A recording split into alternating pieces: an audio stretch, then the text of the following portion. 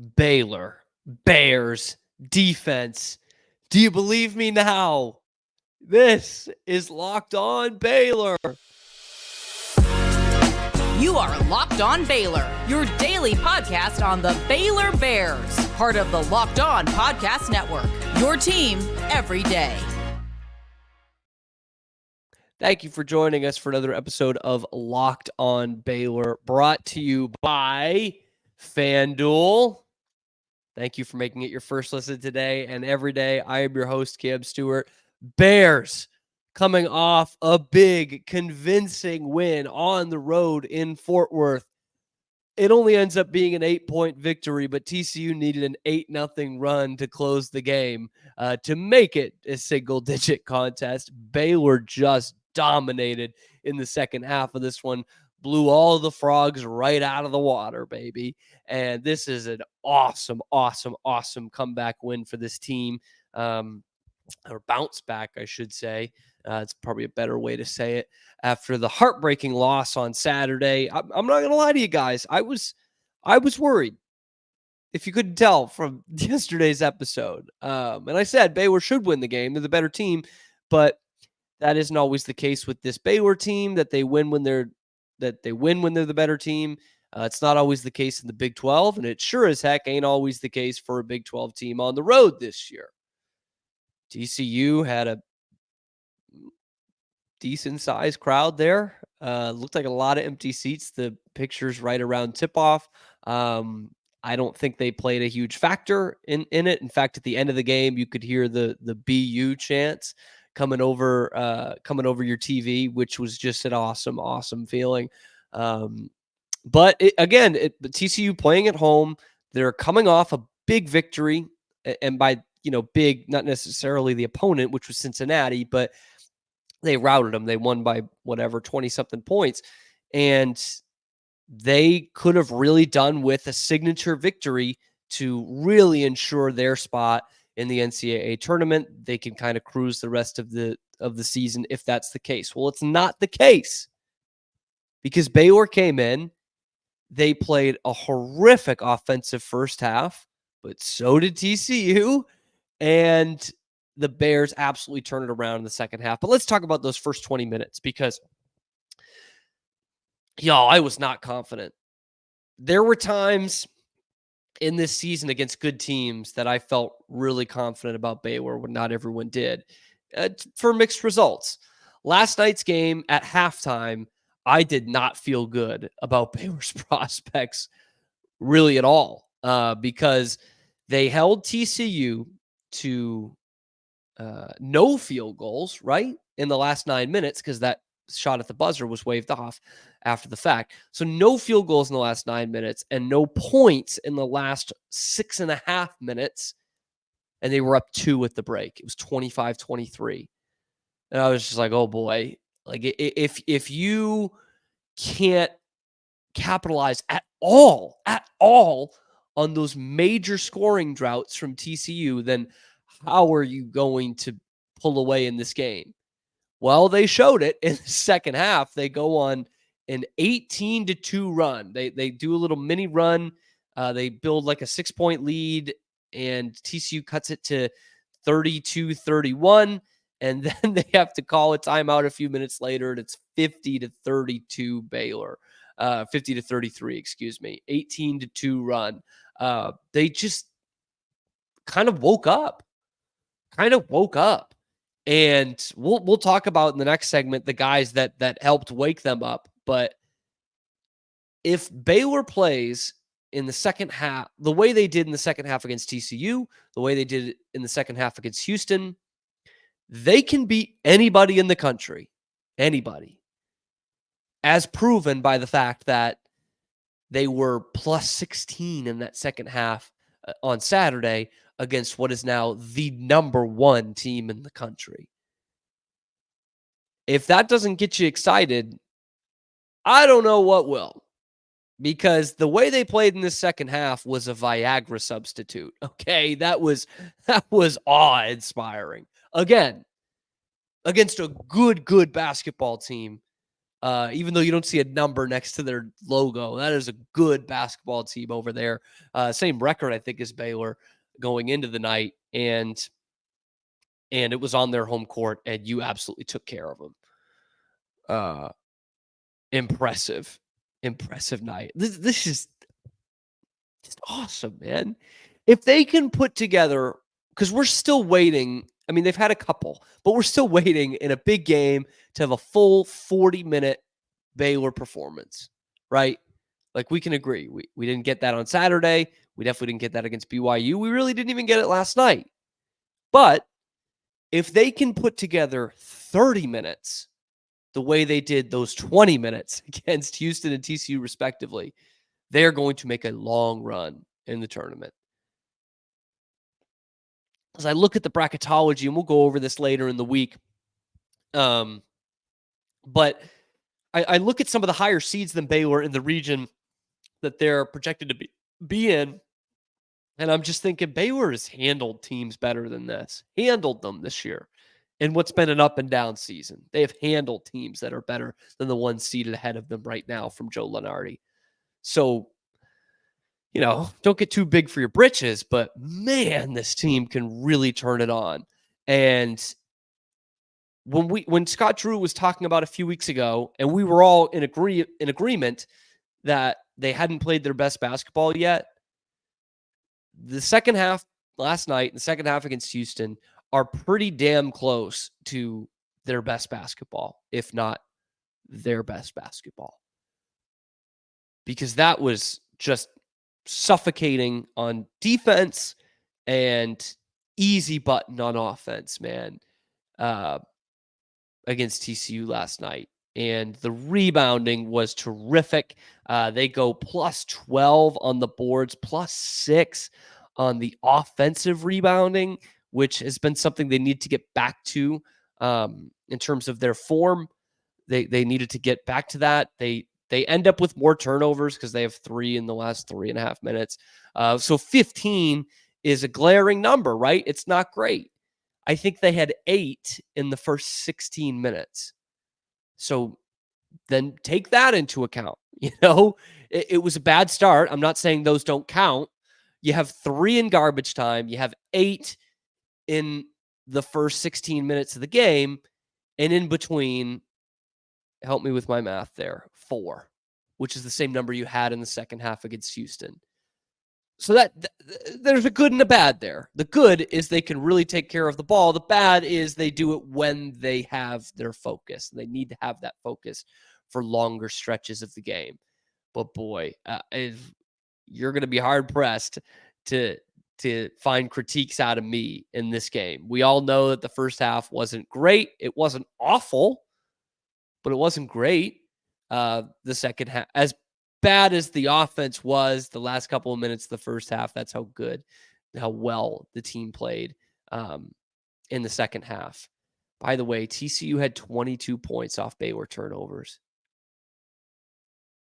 And Baylor was up 16 with 3 minutes left. They won the game by 8. So think about that. If they can get that extra level of focus, they're going to be blowing good teams out, which they basically did in this game last night. They have no scoring from their bench right now. They're allowing a lot of points off turnovers, and they are still beating good teams on the road in the conference. I'm taking that as a positive. Y'all do what you want with that. Today's episode is brought to you by FanDuel, America's #1 sportsbook. And what we need y'all to do right now is get your head in the game. NBA betting with FanDuel, because right now new customers get $150 in bonus bets if your bet wins. All you need to do is have that bet win, and that's $150. That's free money for you guys. You can bet on all your favorite NBA players and teams with the quick bets, the same game parlays, the exclusive props, and I'm just going the over on Keontae George numbers now. Won't you join me on FanDuel? Just visit FanDuel.com/lockedon and shoot your shot. FanDuel, official sportsbook partner of the NBA. Well, there's a couple guys on this Baylor team that we will be betting the over in points on next year when they are in the association. And one of them, obviously, is JaKobe Walter. And y'all, I won't do it because I'm a bigger guy than this, but I would hate it if one of my fans, Locked On Baylor fans, went in some of the comments from the shows the last couple of weeks and found all of these negative JaKobe Walter comments. I would hate it. I would hate it. Don't do it. Please don't. Don't expose these people, please.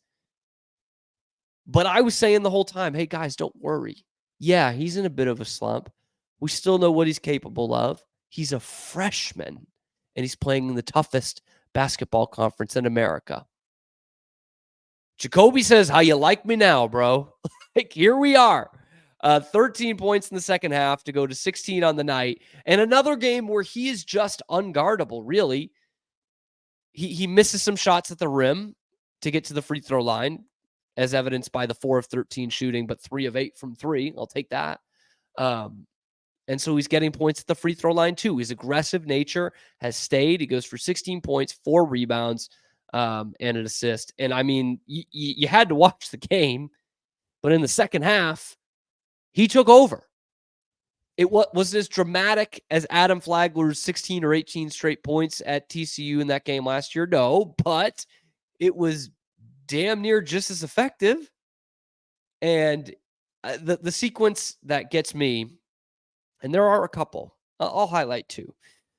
When he misses a couple of threes in a row, one of them's an air ball that I think he has to hoist up at the end of the shot clock. Air balls it right in front of the TCU student section, that corner pocket, and they're giving it to him. The air ball, air ball. He gets it the next time down, same spot, corner pocket, right in front of those students. They're chanting it as they should. Bang, bang, right in their face. And just gives a little kiss to the crowd with the 3 fingers. Little 3 finger salute. Oh, the chills, man, that came up after that. Fantastic. He obviously has that great play where he basically shot fakes 2 guys, has all this real estate, goes in and dunks. He has a basket. I think it's a 3, and then gets the steal on the inbound, gets on the floor, gets O'Bannon like to lose his head against him, and he is fired up. The bench is going nuts. Like from then on, it's game over. It is game over. Baylor broke the will of these guys. And it was evidenced by another play from 2 other guys who had fantastic games. RayJ Dennis gets the ball. He's on I wouldn't even call it a fast break. I believe it's off a turnover. It's a live ball turnover. Baylor has, I guess, numbers. I think it was 3-on-3, but Baylor's 3 guys ran. TCU's 3 guys did not. And Jalen Bridges just gets behind the defense. They let him run. They didn't follow him, and it's an easy 2. Jalen Bridges has 15 on the night. He obviously does most of his damage early. 15 points, 8 rebounds. Once again, Jalen Bridges, stand up. Senior performance. He's been awesome all season long. I might need to dedicate an entire episode to Jalen Bridges here, because the way he has stepped up and silently, at least from what we can see, silently led this team, led by example, fantastic. I use the soccer term, he hasn't put a foot wrong all season. Even when he's not lighting up the score sheet, he is making all the right plays. And in the biggest game of the season so far on Saturday, 17 points, 13 rebounds, was the absolute emotional leader for that team in the second half. Today, or yesterday, he does it early and plays real good defense and rebounds the heck out of the ball the rest of the way. The other guy is RayJ Dennis, who flirts with the triple-double like you wouldn't believe, man. I can't imagine when Matt Roberts, the SID, tells him as he's going to the locker room, hey, RayJ, 9 points, 9 rebounds, 9 assists. Oh, man. Break your heart. He was so close to a road triple-double in the Big 12 in a game where they really needed a win. I mean, he came up with the buckets when he needed to, but really he did the damage creating when he needed to. 9 assists. He does have 5 turnovers. So I can't sit here and say that's not an issue with this team still, but they were mostly in the first half. He took care of the ball in the second half. And I'll highlight another play. There was a play in the second half that showed TCU had completely fallen asleep. RayJ Dennis takes a tour of the TCU end of the court, just dribbling past guys. He ends up working away from the basket, and everyone's looking at him. There's like 3 TCU guys looking at him. He just lobs one up. Eve Messi, dunk, bang. Once again, game over. He did that. Eve Messi had a pretty darn good game, but also, by the way, a nice bounce back game. 16 points, 5 rebounds, 6 of 9 from the floor. Perfect from the free throw line. How about that, huh? And did a lot of damage in the second half. Just imposed his will big time in the second half. No Ernest Uday out there for TCU in this night. Obviously, no Langston Love for Baylor. Before I get to more of the defensive side of things, I need to talk about Jay Williams a little bit. This hurts me because I was a huge Jay Williams fan growing up. I just missed his time playing at Duke, but I used to watch like full replayed games from when he played. I loved the way he played.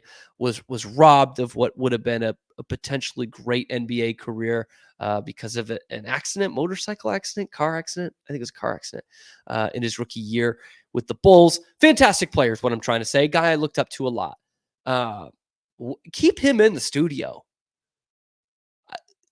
This was the first time I've heard him on color commentary, and that was not a great performance, man. He called JaKobe Walter JaKobe White. He said he was going to be the number 1 pick of the draft, which ends up being his best take of the night, which I don't think anyone would have agreed with before this game. But he played like a top pick. But just weird all night long. He's saying that on that 3-pointer, speaking of JaKobe, who gets a three shot foul where the guy clearly lands in his shooting area. I don't like that call. I've always hated that call. But Jay Williams is sitting there and he's like, I don't see it. He doesn't land in his foul. It doesn't land in his shooting area. I'm like, Jay, everyone in America saw it. How did you not see it? You're watching it on a replay. What are you talking about?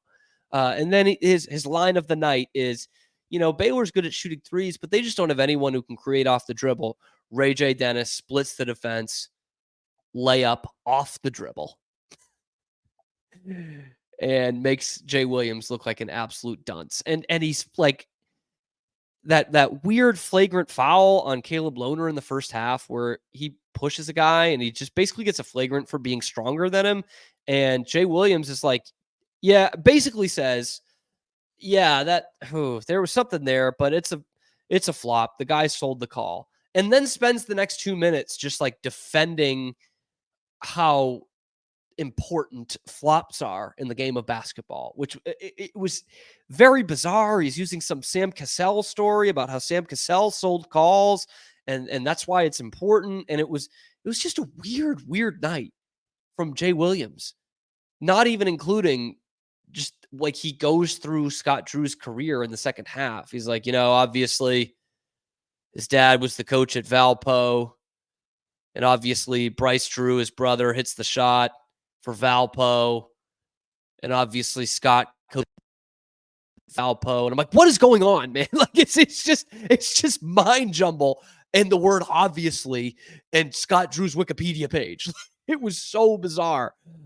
So Jay is a good enough studio analyst. He only cares about Duke and the ACC. So let's just kind of keep him over there and away from doing color commentary on our games, hopefully.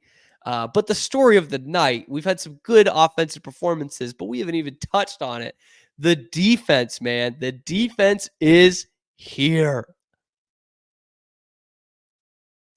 And Baylor has got some big games coming up, of course. So that's why you need to go to Gametime to make sure you are at the Foster Pavilion Saturday against Kansas and then Monday against Texas. They'll do the turnaround once again, and Gametime is the best place to find your tickets. You can see your views from the seats before you hit purchase. There's none of those hidden fees there. Y'all, I tried to go to another third-party service a few months ago for some tickets, and that was really stupid of me because I ended up paying basically twice as much because I didn't go to Gametime. Okay, that's what you got to do. Gametime is the best place to find those last-minute tickets too, because they will sell those tickets with some flash deals in there all the way up till tip-off and even an hour after tip-off. This was a great environment we had on Saturday against Houston. We're going to have an even better one this Saturday against Kansas, and I want you to be involved with it. So what you need to do is you need to go to the Gametime app, okay?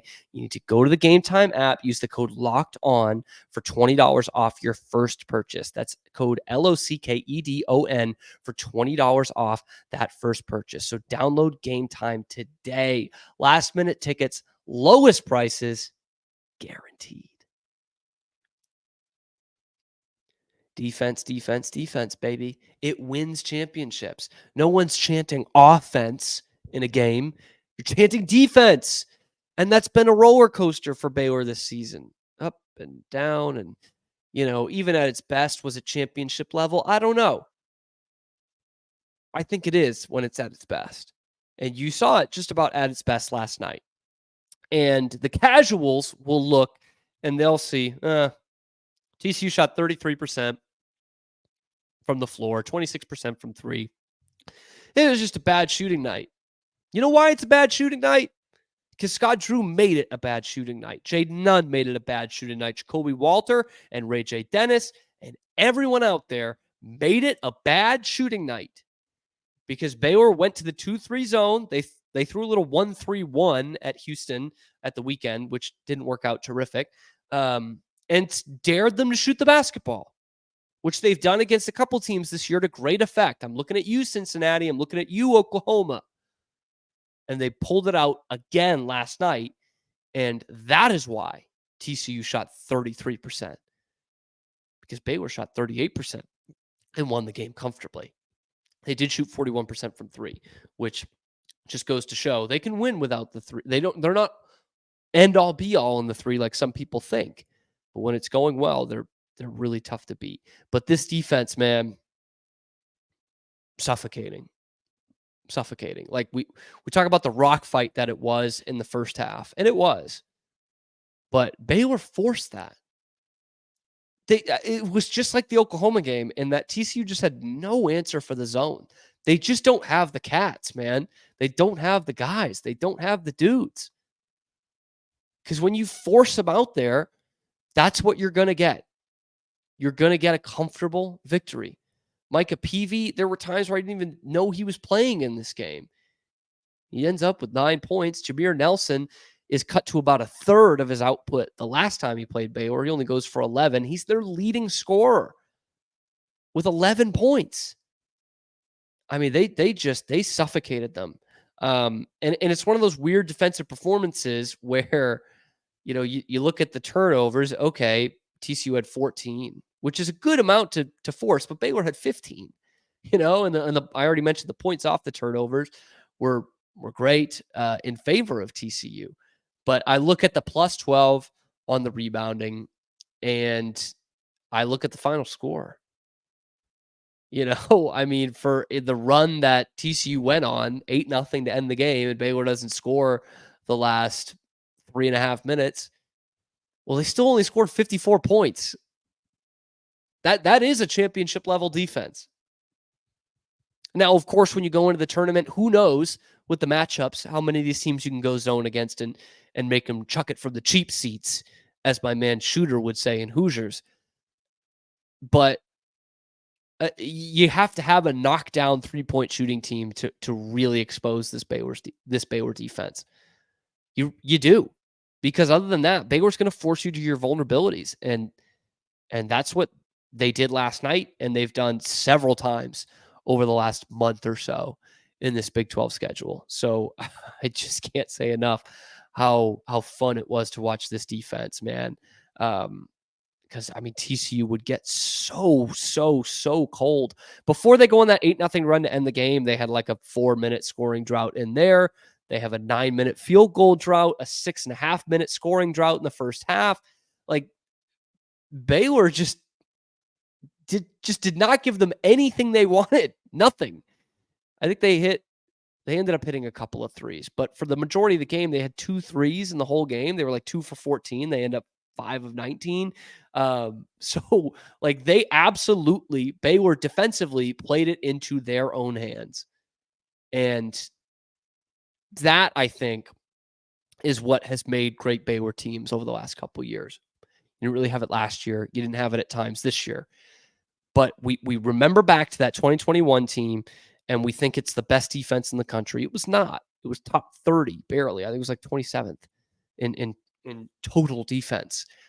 But that's because it felt that way because their defense fed into a great offense. Like they won games with their defense. They blew teams out with their offense. You get what I mean by that? Like they set a tone and broke teams' wills with their defense and padded on with their offense. I mean, they did break teams' wills with those second chance points, 3-point shooting, absolutely. But they set a tone defensively. And I think that's what you saw from Baylor tonight. Out of necessity in the first half because they weren't shooting well, but they set the tone by allowing just 23 points in the first half. That is what really got them going. And it's another game. They keep a team under 65. Well, they kept them under 55. So well into that 65-point threshold that I think makes for a really good to great defensive team is when you're holding teams under 65. Holding teams under 70 in this conference is still pretty darn good. And they did it big time in this game.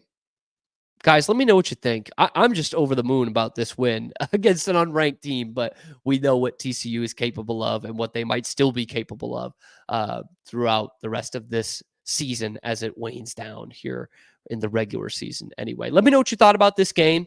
If JaKobe Walter's the number 1 pick in the draft, let me know that down in the comments below.